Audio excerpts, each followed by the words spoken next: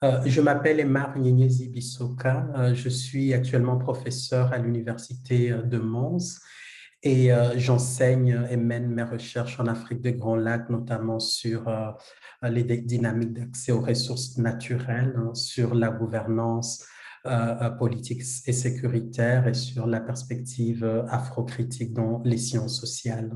Et dans le cadre de ce projet African Cities, je fais partie d'une équipe qui travaille sur la ville de Bukavu, située à l'est de la RDC. Notre étude exploratoire sur la ville de Bukavu a permis de tirer plusieurs conclusions.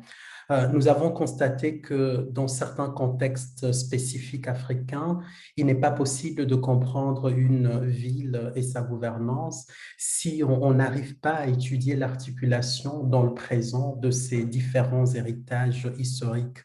Plus précisément, comprendre la ville de Bukavu aujourd'hui, c'est être en mesure de comprendre la manière dont l'héritage colonial urbanistique, le long démantèlement de l'État durant la période de la dictature et des différentes guerres qui ont suivi, ont produit un contexte environnemental, social et économique dans lequel les interactions sociales ont lieu aujourd'hui dans cette ville.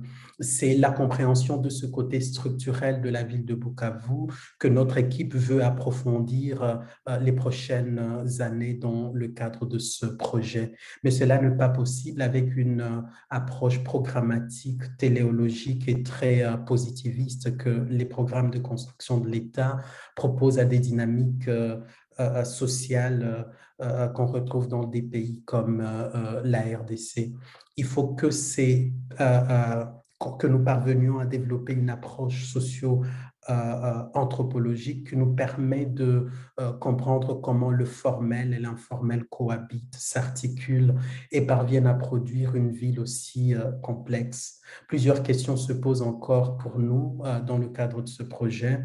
Comment les élites politiques, économiques et militaires de la ville interagissent entre elles, avec la capitale et l'Est de l'Afrique, par exemple, pour consolider de leurs intérêts, quelles sont les conséquences par rapport aux populations plus marginalisées et vulnérables, et comment les sociétés civiles locales parviennent à naviguer dans ce contexte pour exiger un état de droit et une vie plus digne. Telles sont les questions que nous allons traiter dans le cadre de ce projet.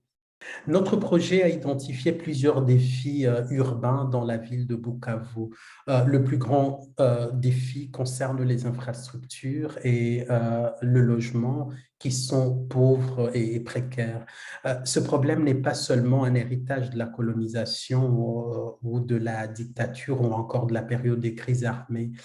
Il est aussi le résultat d'une gouvernance qui ne met pas la population au centre de préoccupation des hommes politiques. Il y a donc un problème de mobilisation de richesses du pays au profit de la population, comme nous l'avons déjà indiqué dans notre travail exploratoire.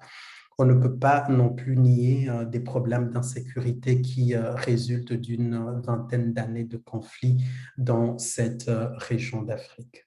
Nous ne pouvons pas dire qu'il existe vraiment une formule magique pour relever tous ces défis, comme l'ont souvent fait penser des programmes de pacification ou de développement. Donc, il n'y a pas de réponse ou de solution magique. Nous pensons qu'au-delà de comprendre la complexité, le caractère structurel et socio-historique de ce problème, qu'il faut d'abord comprendre les modalités de négociation du pouvoir dans la ville. Nous devons comprendre comment les acteurs utilisent des espaces très réduits pour essayer d'exiger plus de droits et de redevabilité de la part des autorités.